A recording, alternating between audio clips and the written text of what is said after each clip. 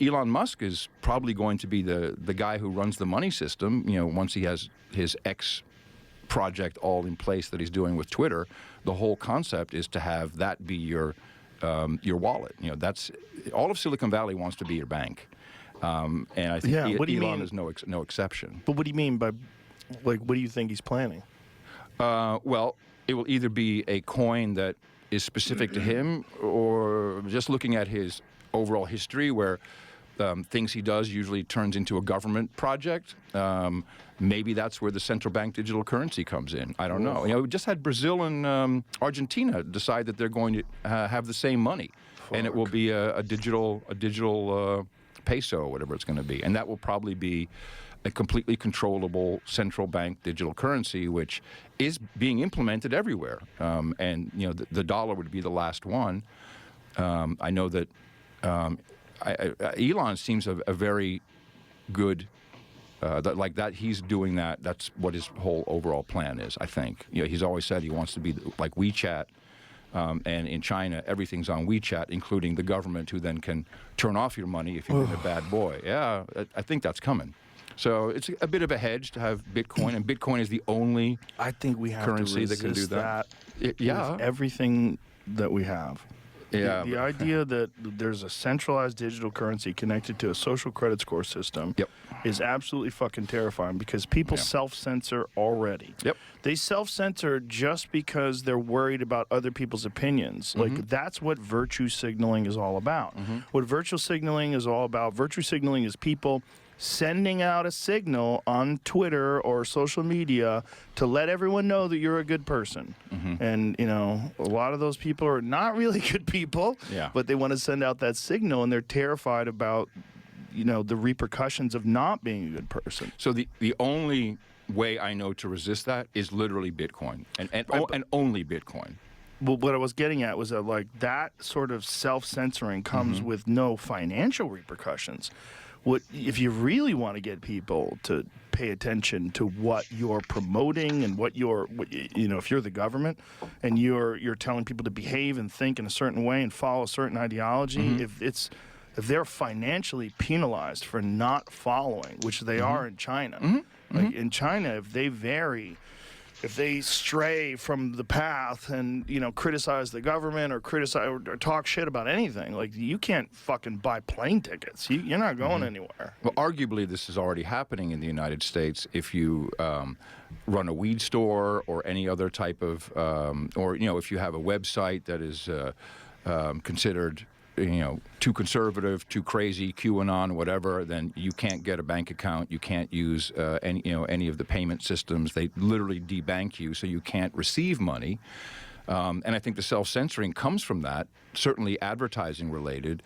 If you have a podcast or you do anything with advertising, that is a wedge. People will go after your advertisers and use that as a wedge. Well, you know what that's like. To bring you down.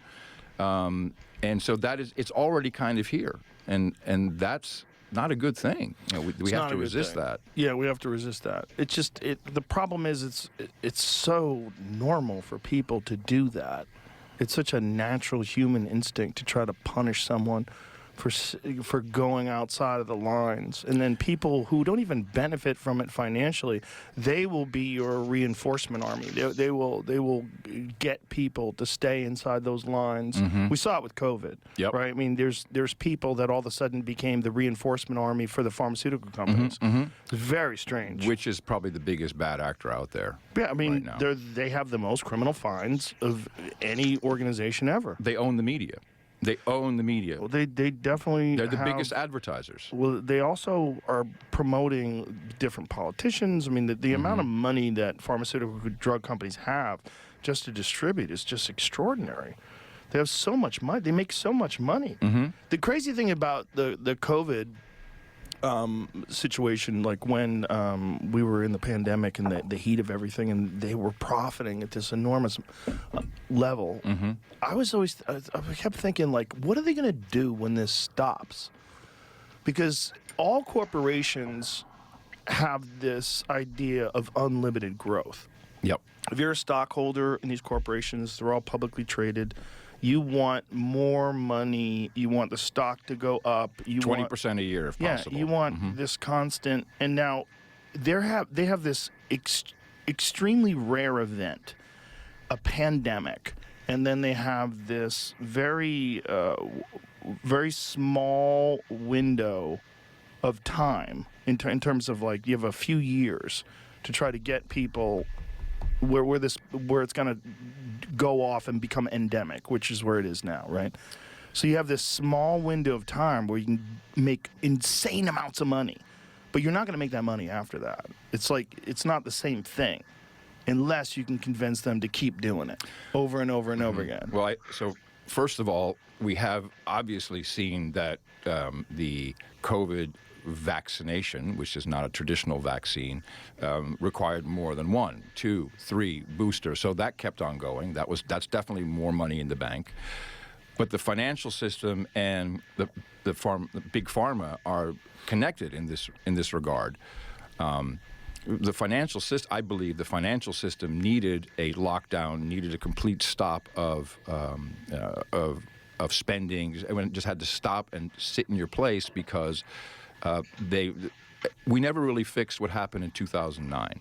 That was all shoved under the rug, and we just took interest rates down to almost zero. Free money, and that stimulated everything. We got free money for everything. Free money for every company, every DoorDash, every Silicon Valley, thing. You don't have to make profit. We'll just raise more money. Keep going. Until, if you look at what's something called the reverse repo market, it's a banking thing, spiked just like it did just before the Great Recession, the housing bust. That's right then is when, we got a lockdown, we've got a pandemic.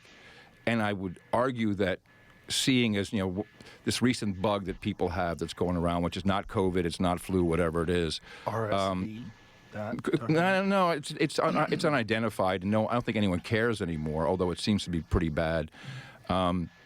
It was the media that really freaked everybody out. We had death counts on the screen, all this stuff going on and on and on.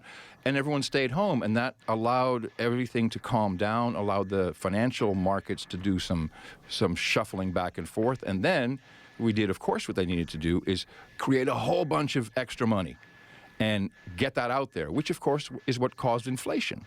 And this is going to be here for a while. And so those two are linked, whether purposefully or not. The lockdown and the pandemic and the fear and the destruction of companies and jobs, et cetera, was beneficial to the financial system. And now I think they're just out of control.